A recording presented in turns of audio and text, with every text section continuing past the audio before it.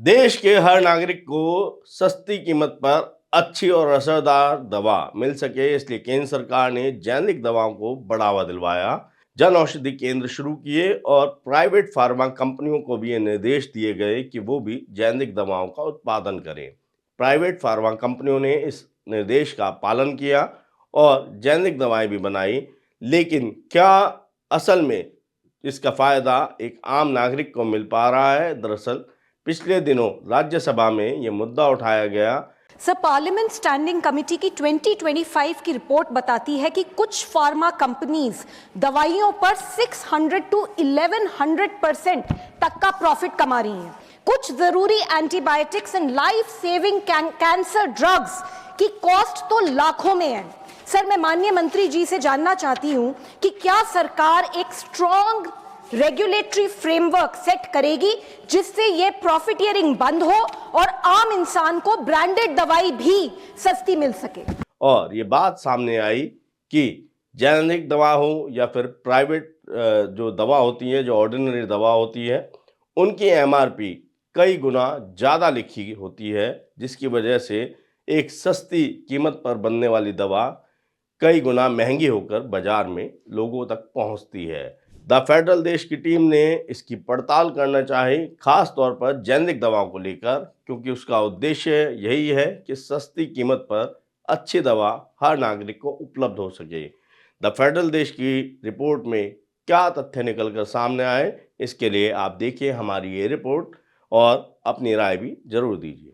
देश में इस समय लोगों को सस्ते रेट पे दवाई उपलब्ध हो, इसके लिए सरकार की तरफ से जेनेरिक मेडिसिन शुरू की गई थी, लेकिन उसका पूरा लाभ क्या जनता तक मिल पा रहा है? क्योंकि जो एमआरपी होती है, प्राइवेट फार्मा कंपनी जो जेनेरिक मेडिसिन बनाती है, उसकी एमआरपी कई गुना ज़्यादा लिखी होती है। ये मुद्दा अभी राज्यसभा में भी उठा था और इसके बाद हम पड़ताल पर निकले हैं। फिलहाल हम दिल्ली के भागीरथ पैलेस में मौजूद हैं, जहाँ पे दिल्ली ड्रग ट्रेडर्स एसोसिएशन मौजूद है, जो एशिया की सबसे पुरानी एसोसिएशन है, और उसके जो महासचिव हैं आशीष ग्रोवर जी, वो हमारे साथ हैं। वो खुद भी जो है जेनेरिक मेडिसिन में ही डील करते हैं। सर, ये जो एमआरपी का इशू है, अगर हम बात करें, आपकी तरफ से भी कई बार उठाया गया है कि एमआरपी में इतना गैप नहीं होना चाहिए, तो इसका क्या वजह है और कितना गैप आपको लगता है एक रिटेल मार्केट में अगर हम बात करें और एमआरपी में कितना डिफरेंस होता होगा? देखिए, जैसा आपने कहा कि एमआरपी हायर साइड है और टाइम टू टाइम हम लोगों ने, जो कि हमारे को फीडबैक ग्राउंड लेवल से आता है, उस पर डिस्कशंस होते हैं या मीटिंग्स होती हैं, तो हमने सरकार के तहत आगे रखा है इस चीज़ को। लेकिन ये पॉलिसी मैटर्स हैं, इसको सरकार ही तय करती है मैन्युफैक्चरर्स के साथ मिलके, हम लोग ट्रेडर्स हैं। हाँ, ये है कि जो महामहिम प्रधानमंत्री नरेंद्र मोदी जी ने एक बीड़ा उठाया, या उनके मन का एक था कि भाई मैं सस्ती दवाएं हर एक घर घर में पहुंचे, तो इसलिए वो जेनरिक को लाए और जेनरिक वर्जन एक डेवलप हुआ। और ये नहीं कि फ़ायदा नहीं मिल रहा है, फ़ायदा मिल रहा है, लेकिन जो मैन्युफैक्चर के प्रिंटिंग होती है, एमआरपी प्रिंट्स होते हैं, वो गैप ज़्यादा है। जैसे आपने भी बताया, मार्केट में अगर आप परचेज़ करते हैं तो उसको कम होना चाहिए। अब कितना होना चाहिए? हर चीज़ पे एक मार्जिन है। कोई आदमी काम कर रहा है तो उसको 5% प्रॉफिट देना है, 10% देना है, उस हिसाब से बनता है। मैन्युफैक्चरिंग कॉस्ट होती है, उसके बाद ट्रैवलिंग कॉस्ट है, उसकी डिस्पर्सिंग कॉस्ट है, सब मिला के ही उसका एमआरपी तय किया जाता है। तो ये पॉलिसी मैटर्स हैं, तो ये एक उन्होंने तय करना है कैसे करना है। हाँ, बट ये है कि गैप ज़्यादा है इसमें, नो डाउट, जो कि कम होना चाहिए, जिसके लिए हम कई बार कह चुके हैं और कार्रवाई चल रही है। अब कितनी जल्दी उस पर एक्शन होगा? अब जैसे जन औषधि प्रधानमंत्री ने बना दी, उसमें आपने देखा है कि रेट्स एमआरपी कम है, तो लोग उस तरफ जा रहे हैं। तो लेकिन ट्रेडर उसमें परेशान हो रहा है। हम बीइंग अ ट्रेडर, हमारे को दिक्कत आ रही है, क्योंकि पेटेंट एक अलग डिवीजन है, जेनरिक अलग है, और जेनरिक का भी जेनरिक वर्जन जन औषधि आ गया। तो आप ये देखिए कि आज ये है कि जो भागीरथ प्लेस एशिया की सबसे बड़ी मार्केट है, उसमें ट्रेडर सफ़र कर रहा है, और इसी चीज़ों को लेके एमआरपी प्लस उधर सस्ती दवाई है, और लोगों को सस्ती दवाई चाहिए, क्योंकि मैं भी अगर खाता हूँ तो मैं भी पहले देखूंगा मेरे को सस्ती दवाई मिलनी चाहिए। तो ये इश्यूज़ हैं, इस पर कोई दो राय नहीं है। और सर, एक और भ्रम ये भी होता है, कई बार डॉक्टर ही हो गए या उनकी तरफ से एक मैसेज इस तरीके से दिया जाता है कि जेनरिक ना ले, वो असरदार नहीं होती है, कुछ ऐसा भी होता है क्या? देखिए, मैं आपके माध्यम से कहूँगा, आप एक चीज़ को अवेयरनेस के लिए कर रहे हैं, बहुत अच्छी बात है। मैं डॉक्टर को ये नहीं कहूँगा पर्टिकुलर डॉक्टर ऐसा करते हैं, कुछ हर जगह कुछ ना कुछ लोग होते हैं, वो कहते हैं ये हमारे तक पहुँच में आता है, लेकिन उनके अपने इंटरेस्ट होते हैं या उनका अपना एक समझना होता है, या वो नहीं चाहते कि जेनरिक ना ले दवाई लोग।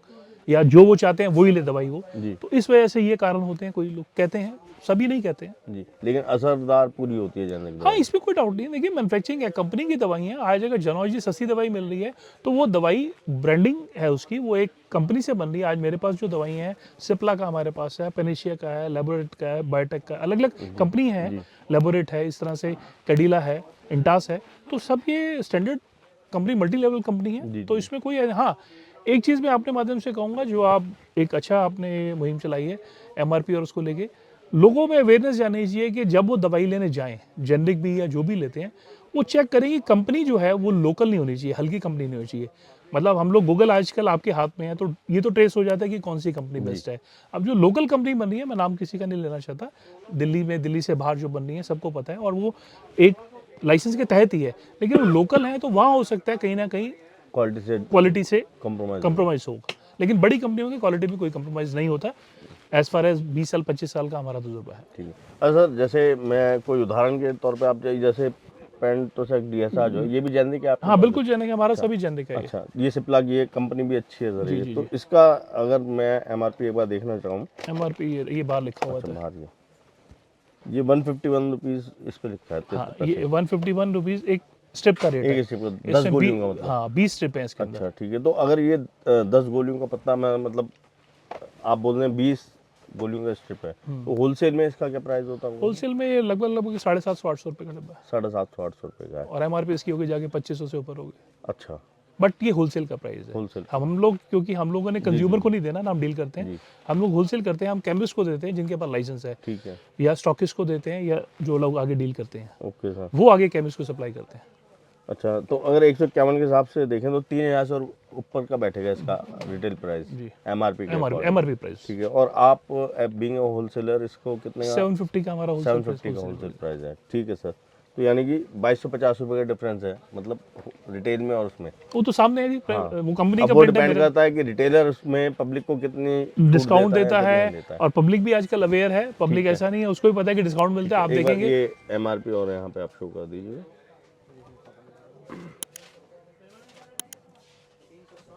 तो सर, आपने जब भी कोरोस्पोंडेंस की जैसे गवर्नमेंट के साथ, तो उनका रिप्लाई भी आया क्या इससे? रिप्लाई तो देखिए, वर्बली मीटिंग्स होती हैं, हम लोग रिटर्न में देते हैं या वर्बली जाके डिस्कशन करते हैं। उसके ऊपर आपको पता है सरकारी तंत्र है, वो डिस्कशंस करते हैं, अलग अलग पैनल्स हैं, अलग अलग लोग हैं, एक आदमी इसको डिसीजन करने वाला नहीं है, कमिटीज़ बनी हुई हैं, उसमें जाता है, चीज़ें चल रही हैं। अब जब वो आएगा तो मैन्युफैक्चर के थ्रू ही आएगा, कि वी आर ट्रेडर ओनली, हमारे पास तो जो माल बनकर आएगा हमने ट्रेडिंग करनी है, बेचना है। अब उस पर एमआरपी जो सेट होकर आएगी हमने तो वही बेचनी है, हमारे तो उससे एमआरपी से कोई लेना देना नहीं है। वो चेंज करनी है अगर सरकार चाहती है करना, और लोग कह रहे हैं, और समाज चाह रहा है कि भाई सस्ती दवाई, जैसे प्रधानमंत्री जी चाहते हैं सस्ती दवाई मिले, तो एमआरपी जब कम होगा तो सस्ती तभी होंगी। जी। जेनरिक दवाओं की एमआरपी का खेल समझने के लिए द फेडरल देश की टीम ने श्री हनुमान बालाजी फार्मेसी का रुख किया, जो कड़कड़डूमा में स्थित है। ये फार्मेसी एक चैरिटेबल ट्रस्ट द्वारा चलाई जाती है और दावा करती है कि ये नो प्रॉफिट नो लॉस पर दवा बेचती है, और ख़ास तौर पर जेनरिक दवाएं ही बेचती है। हमारे पास जिन दवाओं का प्रिस्क्रिप्शन था, हमने वो दवाएं इनसे मांगी। इसमें एक एंटासिड कैप्सूल है, जो रेबिनॉल डीएसआर के नाम से हमें दिया गया। नॉल फार्मेसी का ये कैप्सूल है, और इस पर जो एमआरपी लिखी है वो 140 रुपये एमआरपी लिखी थी, जबकि ये पत्ता हमें उस फार्मेसी से 20 रुपये में मिला। 10 कैप्सूल का पत्ता महज 20 रुपये में हमें दिया गया विद जीएसटी। तो आप अगर देखेंगे, इस एक पत्ते की एमआरपी एक्चुअल कॉस्ट से 7 गुना ज़्यादा लिखी हुई है।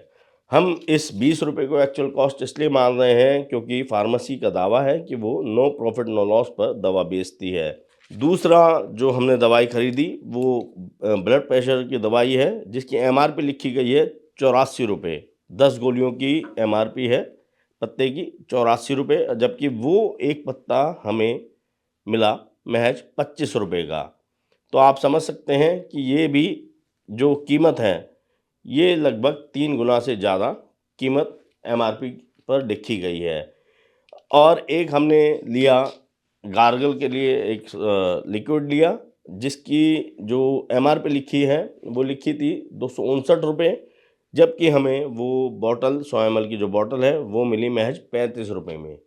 तो आप समझ सकते हैं कि कितने ही गुना ज़्यादा बढ़ाकर एमआरपी उस पर लिखी गई थी। तो जो राज्यसभा में भी रिपोर्ट पेश की गई या जो मुद्दा उठा, वो हमारी रिपोर्ट में सच निकल कर सामने आया है। ये जो फार्मेसी है, ये तो नो प्रॉफिट नो लॉस पर दवा बेच रही है, इसलिए एक्चुअल कीमत हम इसे मानकर चल रहे हैं। लेकिन अगर यही दवाएं हम किसी अन्य केमिस्ट से या फिर जो केमिस्ट जेनेरिक दवाओं में ही डील करते हैं, अगर वो रिटेलर है उससे हम खरीदते, तो ये उसके विवेक पर निर्भर करता है कि वो एमआरपी पर कितना डिस्काउंट देता है कस्टमर को। तो आपने देखा हमारी रिपोर्ट में हमने कुछ दवाएं जिसका प्रिस्क्रिप्शन हमारे पास था, एक चैरिटेबल ट्रस्ट के फार्मेसी से खरीदी, जहां पर जेनेरिक दवाएं मिलती हैं, और आपने देखा कि कई गुना महंगी एमआरपी उन दवाओं पर लिखी गई थी। जो चैरिटेबल ट्रस्ट है वो नो प्रॉफिट नो लॉस पर दवा बेचने का दावा करता है, और यही वजह रही कि हमने वहाँ से दवा खरीदी, और एक एक दवाई के पत्ते की कीमत पर जो एमआरपी लिखी थी वो जितनी कीमत हमने चुकाई उससे 7-7 गुना ज़्यादा पाई गई। और जो होलसेल विक्रेता हैं दवाओं के, उनका भी वर्जन आपने सुना, और उन्होंने भी ये कहा कि उनकी तरफ से भी केंद्र सरकार को कई बार ये चिट्ठी लिखी गई है कि एमआरपी पर ज़रूर काम किया जाना चाहिए, उसको कम किया जाना चाहिए, क्योंकि एमआरपी ज़्यादा होने की वजह से जो आम केमिस्ट होते हैं वो कहीं न कहीं अपनी मनमानी चलाते हैं कि कितने दाम पर उस दवा को बेचना है, जिसका सही फ़ायदा एक आम नागरिक या आम इंसान को नहीं मिल पाता है। आपको हमारी ये रिपोर्ट कैसी लगी कमेंट बॉक्स में बताएं। हमारे चैनल को लाइक करें, सब्सक्राइब करें, और ऐसे विषयों पर और रिपोर्ट देखने के लिए हमारे चैनल से जुड़े रहें।